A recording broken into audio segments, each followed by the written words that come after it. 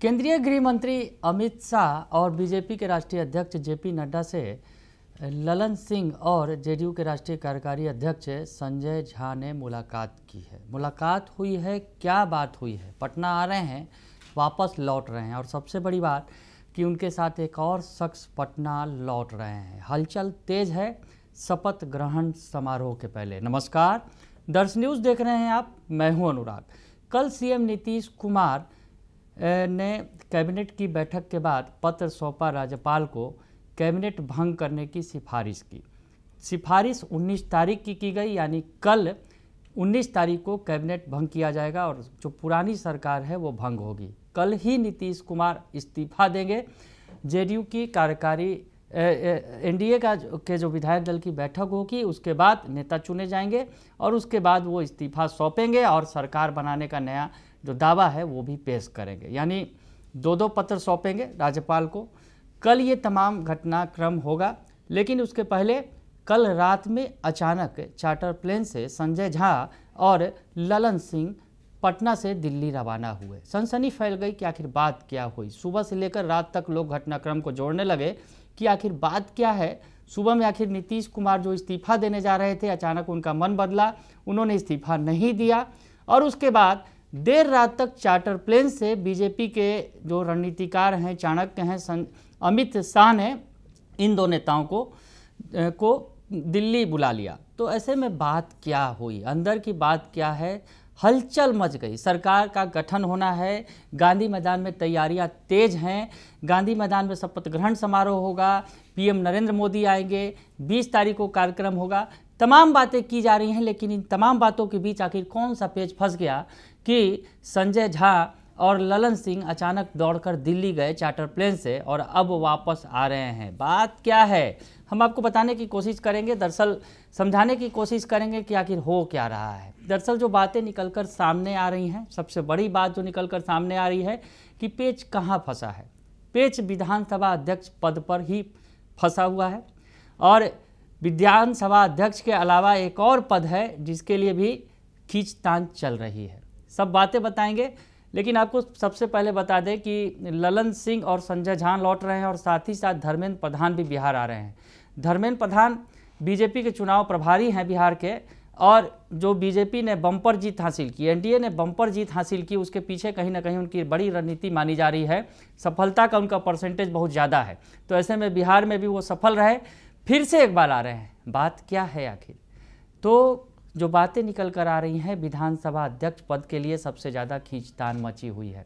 और विधानसभा अध्यक्ष का पद इसलिए भी महत्वपूर्ण है क्योंकि जिस तरह की सरकार बनी है, कहीं ना कहीं नीतीश कुमार ने अपने कदम रोक दिए इस्तीफा देने से।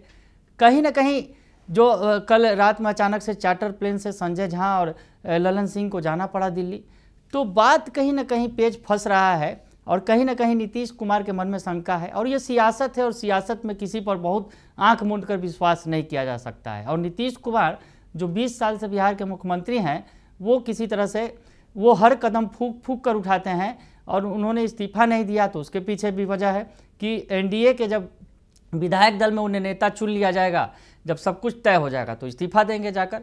तो ऐसी स्थिति में नीतीश कुमार ने ये जो अगला कदम उठाया। और विधानसभा अध्यक्ष का मामला कहीं ना कहीं बड़ा मामला है, क्योंकि विधानसभा अध्यक्ष की बड़ी भूमिका होती है। अगर आगे क्या स्थितियां बनेगी कोई कह नहीं सकता है। नीतीश कुमार आज एनडीए की सरकार में है, कल दूसरी सरकार बन सकती है, गठन हो सकती है, क्योंकि ऑफर भी मिल रहा है। और अगर कहीं यहाँ पेच फंसता है तो नीतीश कुमार तो उसमें माहिर भी हैं कि तुरंत सौदेबाजी करते हैं। तो ऐसी स्थिति में विधानसभा अध्यक्ष पद काफ़ी महत्वपूर्ण हो जाता है और विधानसभा अध्यक्ष पद की ही मांग कर रहे हैं सीएम नीतीश कुमार। अगर यूँ कहा जाए कि संख्या बल के हिसाब से लिहाज से देखा जाए तो बीजेपी भले ही 89 सीटों पर जीती हुई है और 85 सीट सीएम नीतीश कुमार के जेडीयू के पास है। तो ऐसे में लगभग मामला बराबरी का ही है और सीएम नीतीश कुमार चाहते हैं कि विधानसभा अध्यक्ष का जो पद है वो जेडीयू के कोटे में जाए। 2020 के पहले जेडीयू के पास ही ये पद था।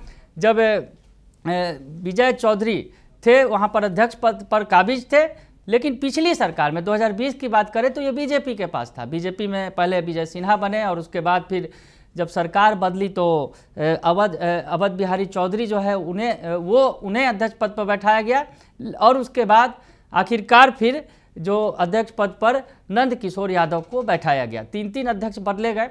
तो अध्यक्ष पद काफ़ी महत्वपूर्ण है और सीएम नीतीश कुमार चाहते हैं कि ये पद जेडीयू के कोटे में जाए।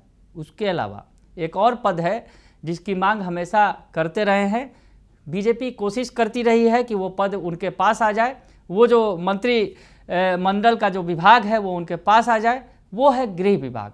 मामला कहीं ना कहीं गृह विभाग को भी लेकर अटका हुआ है। गृह विभाग पर भी जिस तरह से नीतीश कुमार के पास ही गृह विभाग रहा है शुरू से लेकर आखिरी तक, अगर 20 सालों तक की बात कर ले, भले ही बीजेपी ने लाख प्रयास किए इस दौरान कि गृह विभाग उनके पास आ जाए, लेकिन वो नहीं आ सका। और इस बार भी गृह विभाग माना यह जा रहा है कि नीतीश कुमार के ही पास रहेगा।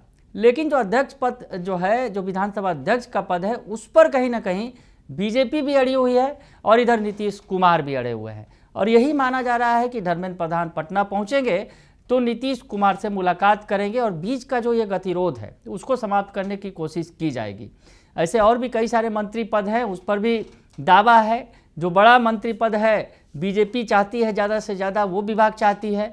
डिप्टी सीएम के पद पर भी 1 से 2 डिप्टी सीएम, 3 डिप्टी सीएम तक की भी बात सामने आ रही है कि तीसरा डिप्टी सीएम पद जो है चिराग पासवान की पार्टी को दिया जा सकता है और 2 डिप्टी सीएम बीजेपी के पास होंगे। तो इन तमाम पदों पर कहीं ना कहीं गतिरोध की स्थिति फिलहाल बनी हुई है।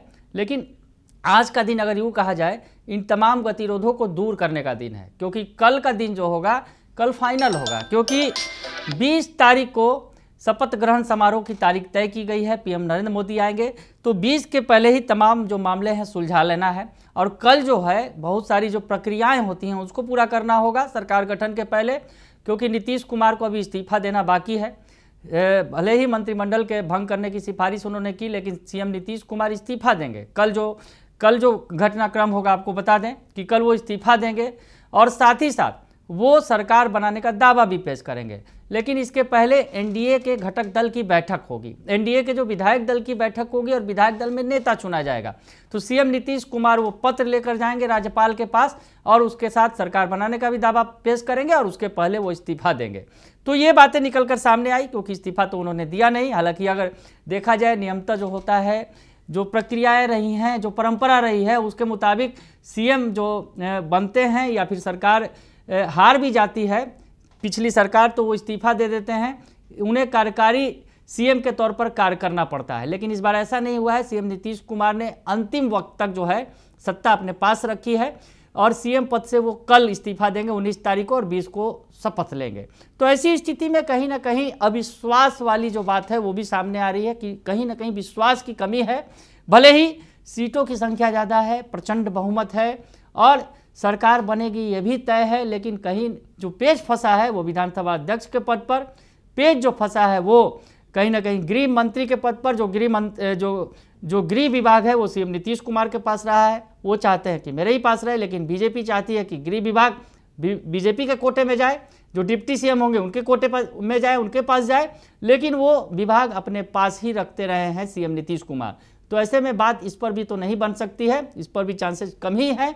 लेकिन अध्यक्ष पद पर क्या होगा ये अभी फिलहाल इस पर पूरी तरह से सस्पेंस बना हुआ है और सस्पेंस पर से पर्दा थोड़ी देर बाद उठ सकता है जब धर्मेंद्र प्रधान आएंगे और साथ ही साथ संजय झा और ललन सिंह भी आ रहे हैं और ऐसे में सीएम नीतीश कुमार से मुलाकात होगी और मुलाकात के बाद क्या बात होगी, क्या कुछ आगे होगा, ये आगे ही पता चलेगा। लेकिन फिलहाल सस्पेंस के बादल जो है वो मंडरा रहे हैं।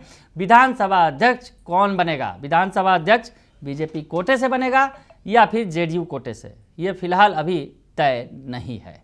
बने रहिए दर्शक न्यूज के साथ, तमाम खबरों से आपको अपडेट रखेंगे। फिलहाल के लिए इतना ही, धन्यवाद।